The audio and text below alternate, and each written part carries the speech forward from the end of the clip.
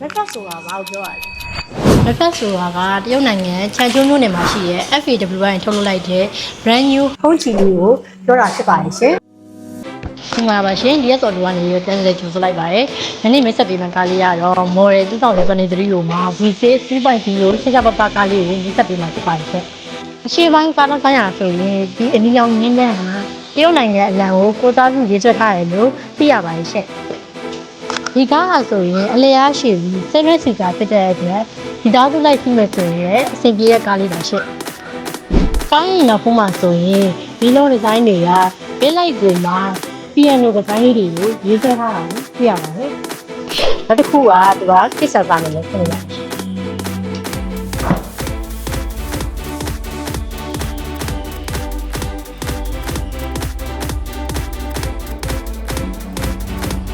ဒီကားတစ်ကားဆိုရင်ကားဒေါ်ဟန်တွေကကျဲဝန်းတဲ့အတွက်ပစ္စည်းအများကြီးပါလာတဲ့ခါမှာအဖွင့်ပိတ်လုပ်ဖြစ်ပါရဲ့ရှင်။ကားတစ်ကားဝင်လိုက်တာနဲ့ဘောကလိုက်တွေအမြင့်လိုက်တွေကိုပြရမှာဖြစ်ပါရဲ့။ကိုဗစ်ထူးခြားတာကဆန္ဒကုတို့နေရာတွေမှာကသက်ဆိုင်နေရတဲ့အတွက်ပို့ပြီးတော့ဖပါမယ်ရှင်။ဆက်လိုက်တာနဲ့တက်တက်ဖြစ်ပြီးတော့ခုံ3လမ်းလုံးမှာလည်းဒေတာစီတွေကိုထုံးမွေးထားပါတယ်။နောက်တစ်ခါကျတော့ဒီရှေ့ထိုင်ကုန်နှလုံးမှာ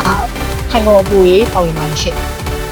ဒီကားဆိုရင်ကွန်ပျူတာရုံမှာဒီစစ်စစ်ကင်မရာပရိုဂရမ်မျိုးကိုဒီ adaptive control ကိုထည့်ပြရတာကိုတွေ့ရပါတယ်ရှင်။ပေါင်းစစ်တာဆိုရင်လည်းဘုတ်ပေါင်းစစ်တာကိုမြင်ရတဲ့အတွက်ချင်း1500ဆဲတဲ့အတွက်သင်ပြနေပါရှင်။ကားခေါင်းမှာဆိုရင်လည်း sunglass holder လေးပါဝင်ပါတယ်ရှင့်။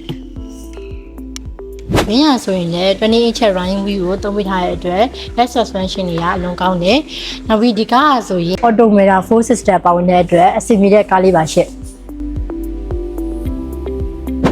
ကားတော့ဆိုရင်လည်း smart key အပြင် key ကက်လေးလည်းပါဝင်တဲ့အတွက်ဒီတော့ကင်ကြမလို့ပဲဒီကက်လေးရှိုံနဲ့ကားကိုမောင်းနေရပါပြီရှင့်။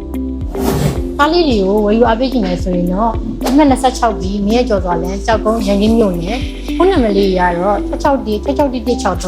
665 169 656ပဲဖြစ်ပါရှင့်